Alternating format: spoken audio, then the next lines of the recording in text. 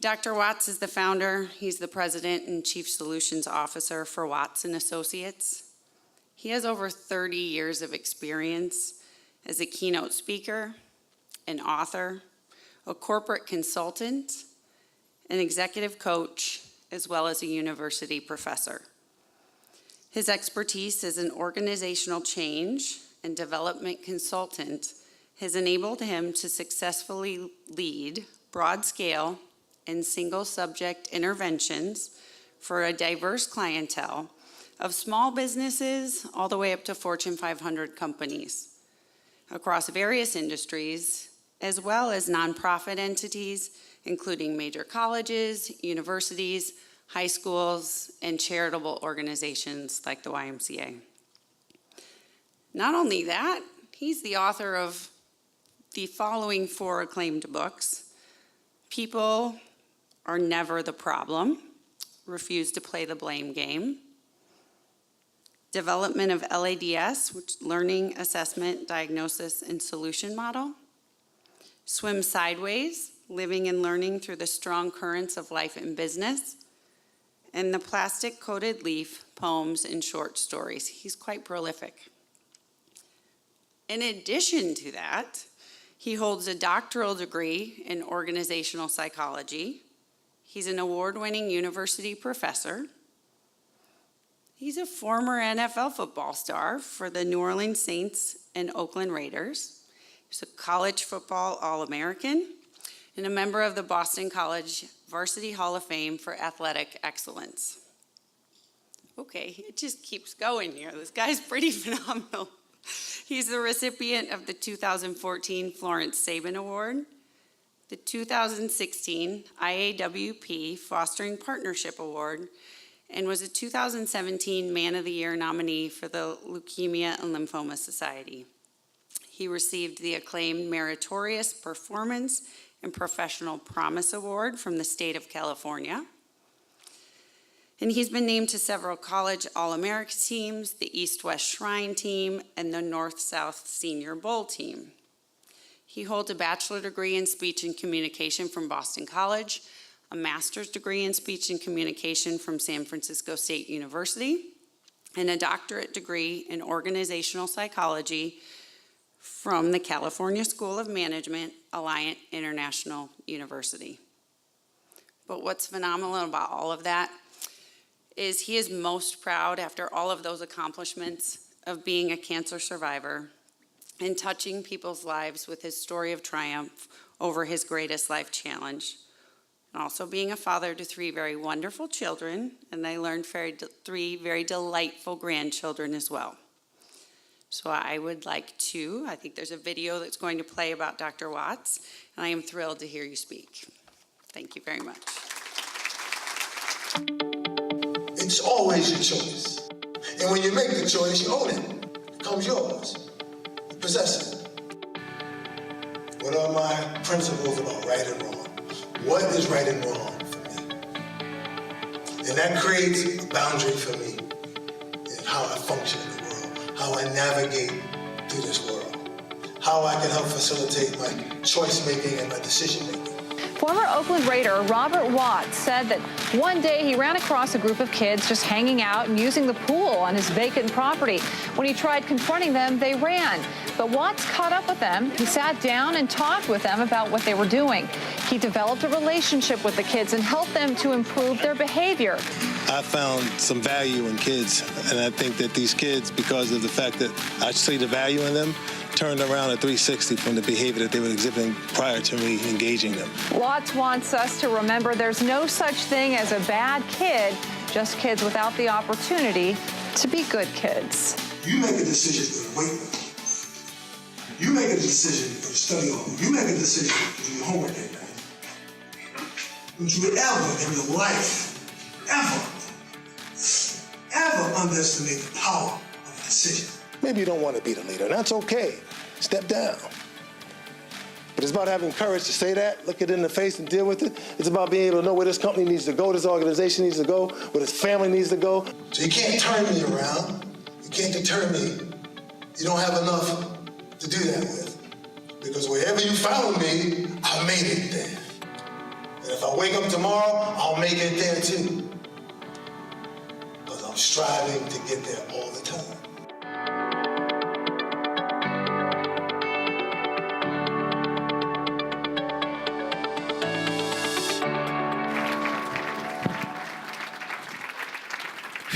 Oh, good evening. How you guys doing? Well, you know what? I got a surprise for you. I'm as excited as you are. You know, I'm in the midst of great people. I see the letter behind me says, why? Well, why not? You know? What do you say to a room full of people who understand the value of giving? What do you say to those people who already understand? It's like preaching to the choir, isn't it? So I do have a message for you, though. There's a lot of people who aren't here tonight. So your job is to go out and apostolize that, go out and tell those people to come here. We need to be in a room twice this size next time, 3 times, 4 times. Fill up a university stadium. Use the power of your self-agency to bring them forth. Preach to them the philosophy of the why. As I stand before you here tonight, I beseech you to do that because I'm the product of people like you. I was listening to the introduction. I was like, who is she talking about? I forget. I really do. I forget sometimes I'm this person. See, because none of you saw where I came from. Understand? We all come from someplace, right? Every person in this room has got a background and a history. And so do I. But long before any of those accolades were attached to my name, I was a poor child growing up in the South Bronx with no father, a mother, 6 siblings on welfare, shining shoes at 7, 8 years old, 42nd Street to bring money home to my mother. You understand? But thank God there was a why. Thank God there was a haven for a child like me. So I want you to see the result of your efforts. You understand? You deserve to know the good work you do. See, I see the video of the children, but here's the grown man of 63 years old who's a product of that heart we've been hearing about tonight, that altruism, philanthropy, those core values that you've enacted, that you share with this institution. We could talk about values. You just saw my clip. One thing is to say you have values. The other thing is to live them and to be consistent with them. Well, the why has been around a long time. You don't get to stick around that long and not live the values. Why else are you here tonight? Because you've been watching this institution and you know it stands for what it says it stands for.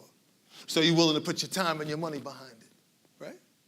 Well, here it is, all 6'3", 220 pounds of it, with the doctorate degree and the master's and bachelor's degree. But at 14, I could neither read or write. Couldn't count, couldn't tell time on the clock, right? Same guy. But when you go to places like the Y and people put their arms around you and say, hey, come on in here, son. You can play basketball here. You can swim. You can play table hockey. You can come out of the streets where your friends are dying and shooting each other and overdosing on drugs, and you could come here for as long as you want. We'll take care of you. That's where your money's going. When you're no longer on this planet, your money will still be doing that work, right? People not even born yet will be benefiting from your gift. I benefited from your gift. I have 3 children now. A man who comes from a family where no one went to college. I was the first one to go to college in my family. But because of people like you, my children went to boarding schools. You understand? You understand that? You can change in one generation with people like you. You can transform a whole family, a whole community with people like you. I got a son who just passed the state licensing exam, a clinical social worker, Berkeley University, Phi Beta Kappa. I got another son that runs a whole mental health program in California, family therapist. And I got a daughter studying to be a lactate nurse. Right? So, I mean, how do you come from the South Bronx and you can't read and you do that? Because of people like you. Because we live in America and people like you have the freedom to do what you want with your money. We have that power here to do that. So I've come to say, why? Because of you. That's why it's possible. And I've come to say thank you for helping me when you didn't even know me.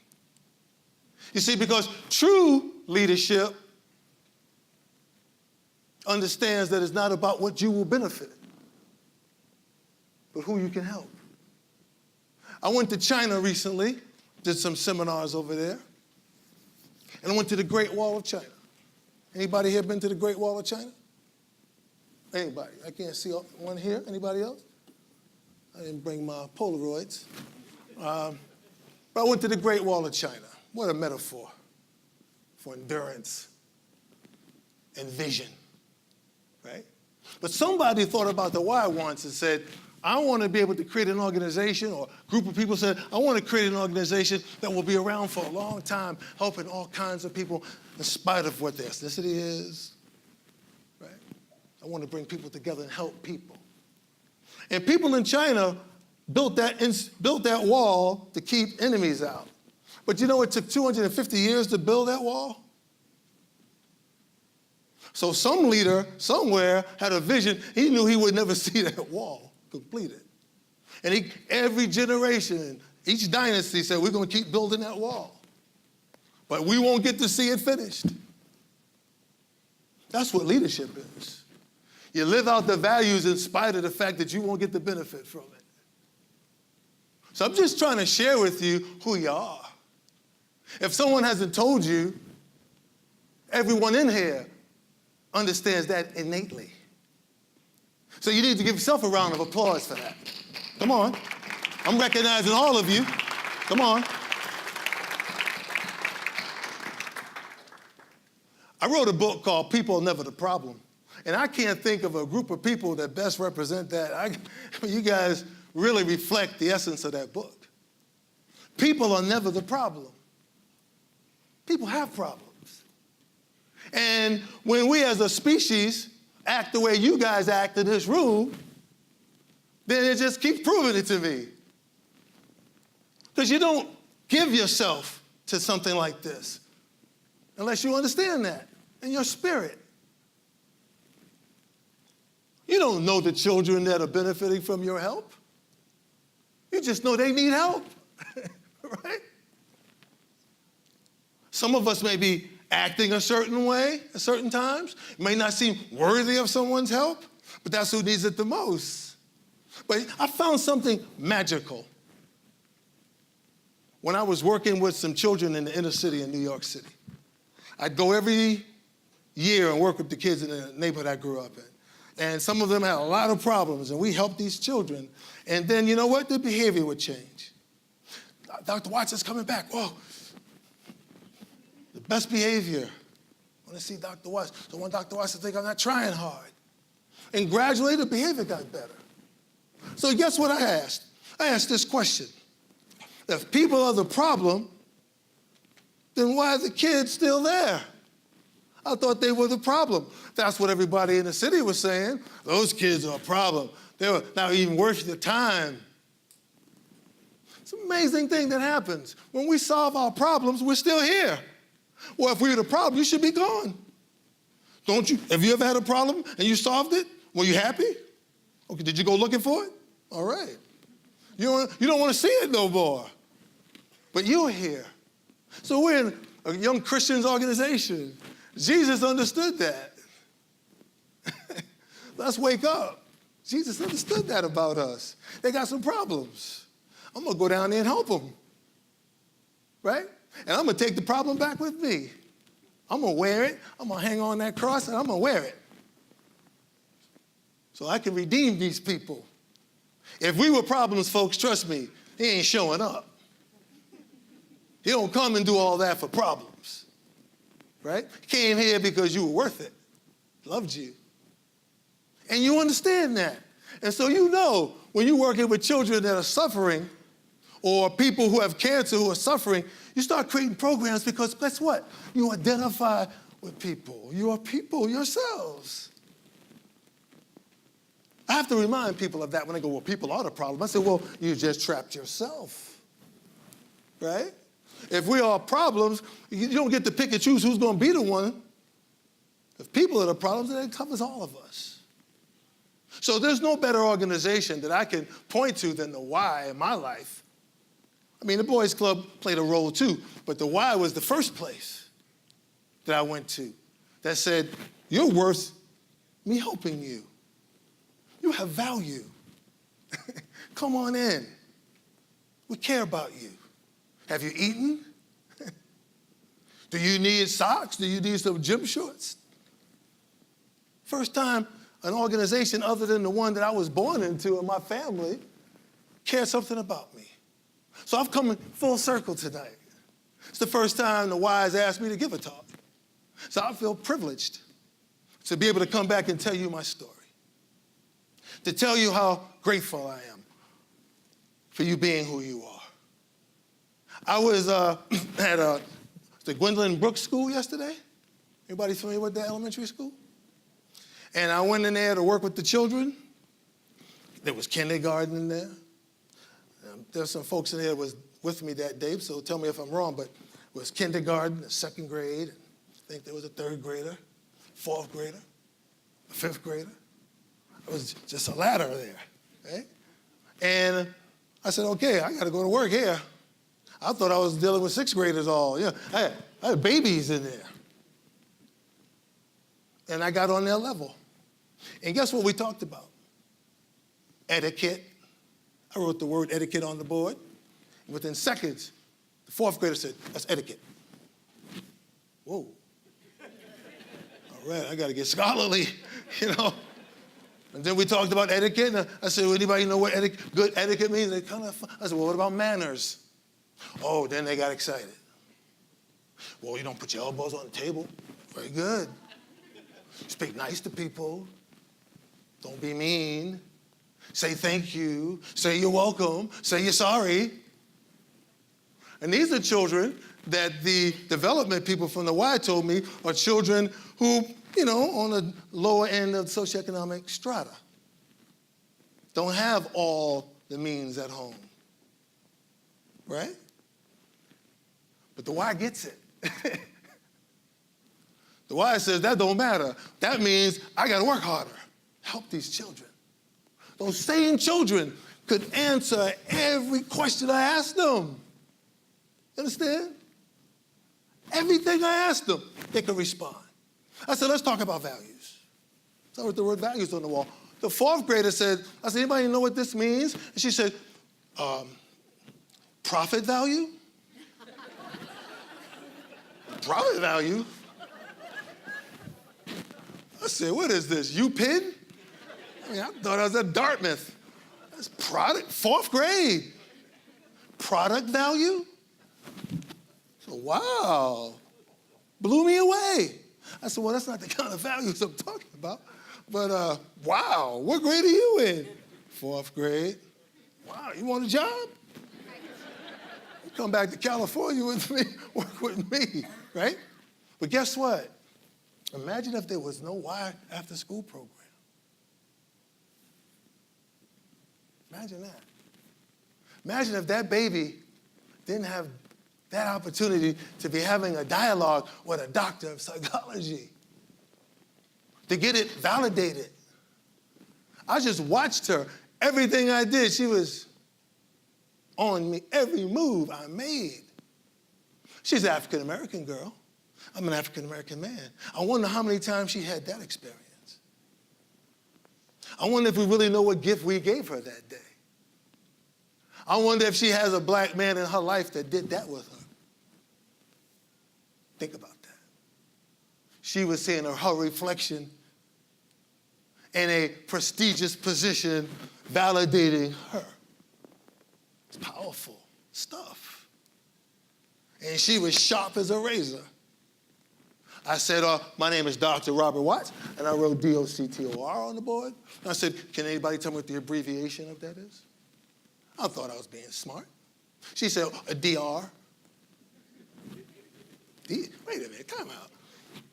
Not only did she know the abbreviation, she knew what the abbreviation was. So she knew the word abbreviation, and she could tell me it was DR. 4th grade.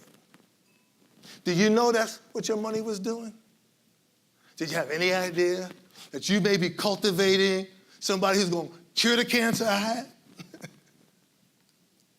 You may be looking at the first female president of the United States. That's what you're doing. I want you to understand the power that you possess. I want you to understand that you're cultivating human beings, that we can change our country, we can change our world because of you and what you believe in and what you're committed to. You deserve a lot of things. That baby may not get a chance to thank you. And her and her friends that day, well, I'm thanking you for them because I know they're thankful. They had their lunches, they were eating, they were happy. That's a haven for them. So I'm just so proud of you. I'm just so proud of what the Y is doing in this community. I got goosebumps right now thinking about it because there's a little boy in me that was identifying with those children. It wasn't a 63-year-old professor. It was the little Robert Watts, the one with the holes in his pants and the cardboard in his shoes. It was that little boy that I conjured up who was having that relationship. That's why people say, wow, how can you talk to those little kids like that? I mean, you connect with children because I've become one again.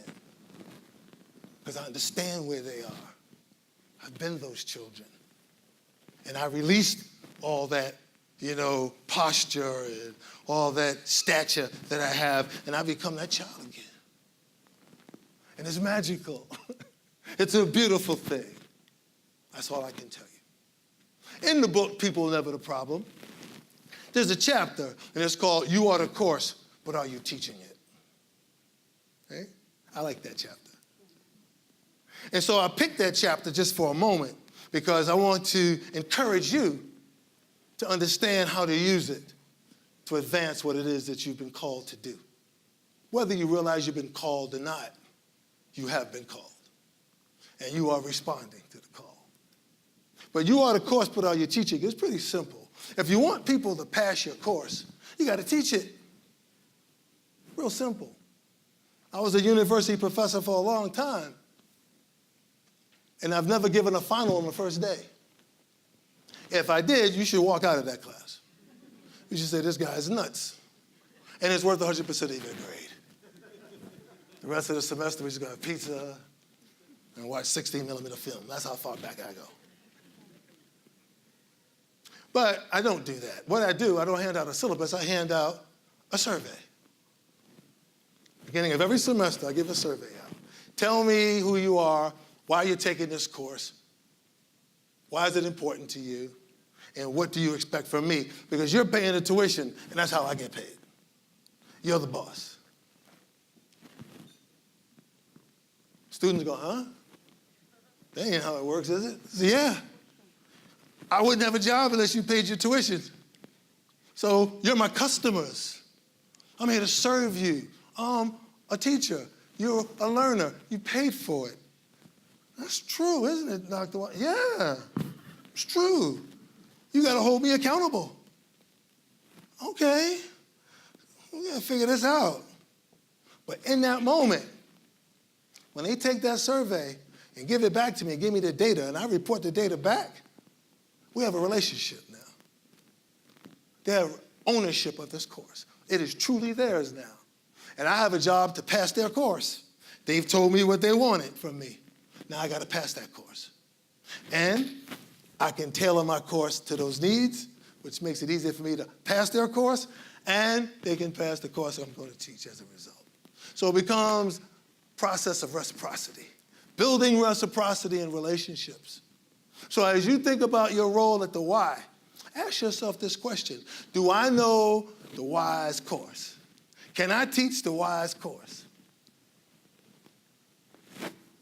What is the WISE course? Well, I wrote some things down. So you know a part of the WISE course. It's all about values, really. And so what is one of the WISE main principles? To be caring. Simple. It says to care. I said to be caring.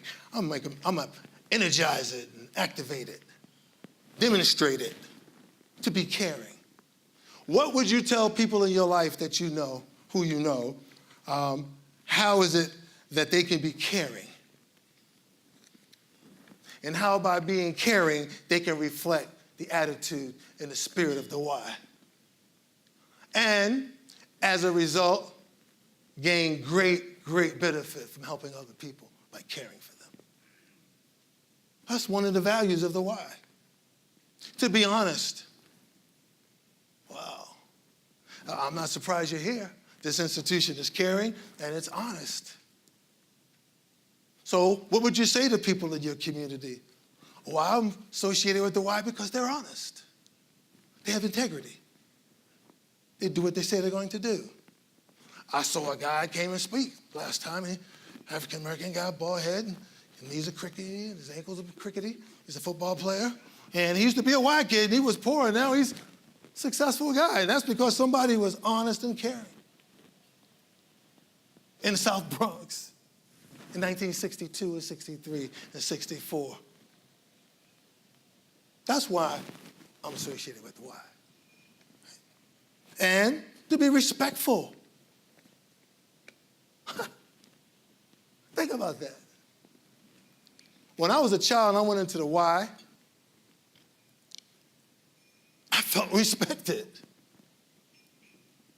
No one mentioned that I had a hole in my shoe. No one mentioned that my pants were raggedy. No one mentioned that to me. It was invisible to them. They were focused on me. They cared about me. They respected the way I was. They were interested in me as a human being. And everybody who's walked across this stage to get an award will echo that. So that's part of the WISE course. So if you want to teach it, you got to understand that. Then there is to be responsible. I love the word responsible because the key word for me in that word is respond, right? How do we respond? Well, look around. Just take a look around. Seriously, everybody, just take a look behind you. Just take a look around. Everybody that you see has responded. They're here. That's why you know they responded. There was a call, come and support what we're doing. People responded. So when you're teaching the WISE course, you tell people, I want to be a part of this organization. I give money to it. I go to these events. I volunteer my time because the people that I associate with, we respond. We move as one unit. We get it done. Sounds a lot like a football team, right? When we all respond at the same time, we come off the line at the same time, that's called coordination and synchronization. You get a lot done when you work as a team. So that's the WISE course. And of course, the other part of it is to teach healthy lifestyles. Well, we had a cancer survivor up here earlier speaking her story. I'm a cancer survivor. Talking about eating correctly, maintaining your weight, getting your exercise. Those are nice ideas, aren't they? But let me tell you why they're so important. Of course, we all want long life. Everybody wants longevity. But you're leaders. If you showed up tonight, you're a leader. It's real simple, folks. And we need people like you to be around as long as possible. To continue to do great work that you do, to duplicate yourself in this community, to teach other people what you figured out and what's important to you. But if you don't take care of yourself and stay healthy and we lose you, can't replace you. Elders are important. I don't care what the messages we get in this country. An elder is important. I don't warehouse elders. I hang around them. I ask them questions. Until my mother left this world, until my grandmother left this world, I asked them questions. I wanted to be educated by those people. Well, we all become those people one day if we take care of ourselves. And there's no better way to take care of yourself than to take care of someone else. So I encourage you, I beseech you to champion this cause. I also want to say to you that we can only come this way one time. What message will people share about us? Will it be the why story? I would say make that be the case.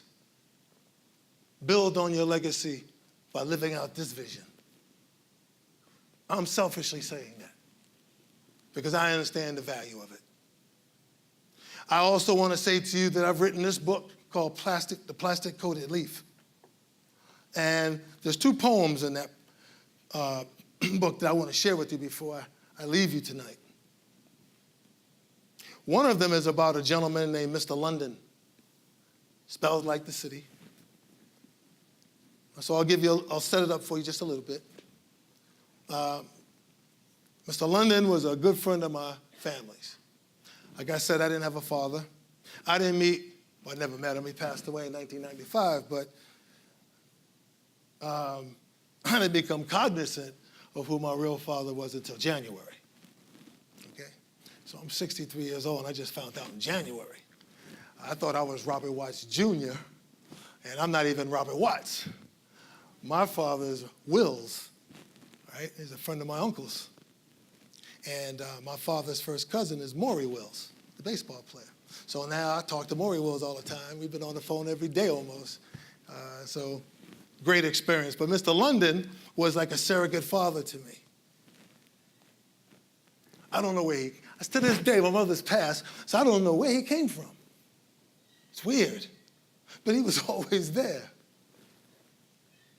Big, powerful guy. He used to be a mover. He carried, washing machine on his back. Remember the old days? The guy put a belt around it. And some of you people are too young, but you remember them days, right? The mover would come and strap it on their backs and walk down the steps with furniture. They were incredible men. And Mr. London was one of those guys. But what a gentleman he was. And he would see me in the street playing with the other kids, and he had a station wagon, and he would always roll the station wagon window down and whistle, "Robert, come over here." And he'd always go in his pocket, give me a nickel or a quarter, and a piece of double mint gum. And said, "Get out of the street. Play on the sidewalk." Sometimes he would come, "Get in the car. Going down the house to get your mother and your brothers and your sisters and your stepfather, and we're going to go get something to eat." He would take us places. Then he would disappear. One day, I heard he was sick, and then he had cancer, and he was gone. I was 10 years old. And I didn't know life without Mr. London. I bring him up because you are all Mr. Londons. You care about the heart of a child. You see somebody suffering, you want to make them feel better. Right? So I want to share this poem with you because I think you might appreciate it, and because I think you have a lot in common with Mr. London. You'll tell me afterwards, won't you? Okay. Mr. London. He was a friend of mine. His smile never quit. He glowed when he laughed, and my heart he fit. He appeared out of nowhere. We shouted with joy to hear. He had candy for us kids, a father to be near. Thank you for the candy, sir. Thank you for the smiles. Thank you for the laughter, sir. What kindness for a child. It's 10 years since he left. They put red roses all around. He's smiling down from heaven. He's standing on holy ground. He's where he's earned his place. He was love for a little friend. He looked for nothing in return. He's smiling, I'd do it all again. Rest in peace, Mr. London. And then the last poem I would like to leave you with is in honor of all the women here who are mothers, or one day will be, because this was the last poem that I wrote to my mother for Mother's Day. May I have some water? Somebody, I should have been a bottle of water here. Okay, there it is. I am a cancer survivor, and I was listening to Mary talking about her cancer experience, and I started having a counter-transference experience about the radiation therapy, because I went through 5 months of radiation. And I, too, had second and third degree burns around my chest and back, but also had second-degree burns and ulcers in my esophagus. So as a consequence, I don't have the saliva glands that you guys have. So sometimes I have to have a little water. I had lymphoma in the neck and the chest. So I got radiated in the face and the neck and the back. That's why those big strapping shoulders are gone. It's not the age. But God bless me, I'm here. 28 years later, here I stand. So this is my poem that I'm giving to all the women in the room. I hope that you receive it the way I intended to deliver it to you. And this poem is called Today. Today, from my seat in first class, I stared out the window and I thought of you. Today, I felt the tenderness of your love and the way you strengthened me with your courage. Today, I felt and reflected on you and how you always encouraged me to have a vision by living yours amidst a constellation of negativity, and how you blessed my ambition and coached me to stand tall under the weight of this world. Today, I thought how wonderful the world is because you are in it. I shudder to think what it would have meant to be a child without a mother like you. You stood up for me before I could stand up for myself. When my father became invisible, when I thought I was the ugliest little black boy in the world, when my body broke and professional football pushed me aside, when the fans stopped calling my name, when cancer robbed me of my innocence, when I struggled to find my way through recovery. I survived because you were in the world, because your faith in me is insurmountable. Today, I thank God for my eyesight, because I can see the most beautiful woman who has ever lived. Today, I thank God for my hearing. I so depend on hearing you tell me that you love me and that every night you pray for me. Today, I thank God for my sensitivity to touch. I meditate on the times you passed and cupped my head with your large, delicate hands. Today, I thank God for my heart, for in it, I feel you and your presence the most. Love, your son. Happy Mother's Day to her and to all you beautiful women here tonight. God bless you all, and thank you.